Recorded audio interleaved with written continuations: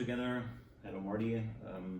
May introduce ourselves. My name is Ruben Ameis, MN-221, responsible for interior here in US, and Marty Dune, MN-221, responsible for seats within our department.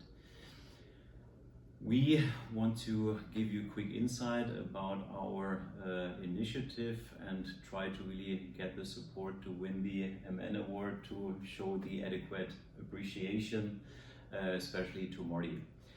In last year, MN-22 has been the top contributor to the BI1 to BI5. As you all know, is one of the most important KPIs for MN. And our top driver supplier has been Magna Seating. So the decision was done at the beginning of the year to start an initiative to reduce the BI1 to BI5 impact, and we started with our supplier Magna Seating as a pilot, and Marty will give you a short insight on that. So we started with Magna and we took the defects from the prior year, went deep into those. We actually developed teams within each of the topics and kind of followed the PLT format. So it was a very broad scope, and it has shown significant results. The issues that were found last year have been driven down. We're seeing a reduction overall for the year. But as we got into it, we realized that the initiative was so broad that we needed to narrow it down some. And one of the things that we were able to find out was that Poka yokes are really critical to the performance and the operation of the process. So we were able to deep dive into Poka yokes, and that became a bigger topic. Exactly, and at that time we asked ourselves the question, as you can see here, how do we make sure that all our associates, in that case QMTs, are able to evaluate a Poka yoke, first thing, like in the same way, independent of the person, and of course independent of the experience or the knowledge that each QMT has. So out of the original initiative, a new idea was born to create a Poka yoke / error proofing questionnaire. So we had a lot of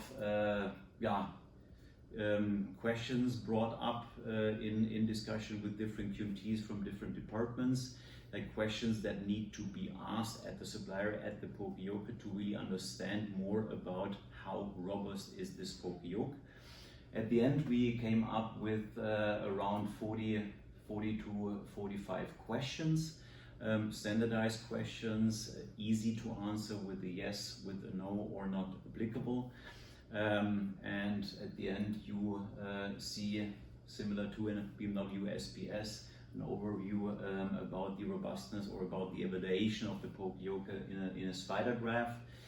And the really important thing is, and that's the reason why we sit here today, is that the decision was done to digitalize this error-proofing Poka yoke questionnaire in an app.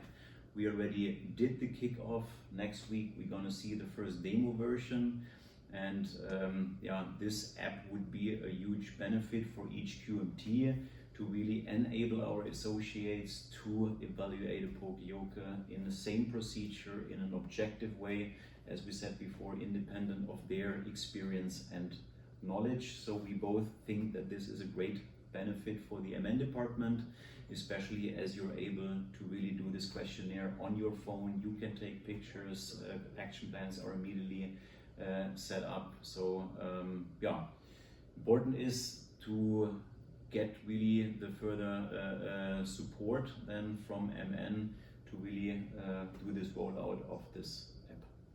And the most exciting thing about it is, as we met with all of our departments, each of us had a BI 1 to 5 initiative, and this fits perfectly. It's very tactical, it's very targeted, but it fits perfectly in with the scenarios that the other departments have already initiated. So as we bring our strategy together, we found a perfect slot to add this to the mix. Exactly. And of course, last but not least, thanks to you, Marty, for the great effort you did. And especially when we see that one initiative was born out of another initiative. And as soon as we see the final result of the app, I think we are good to go for the implementation with MN. Thank you, Marty. Thank you. Not too bad, or? I think it was perfect. Well,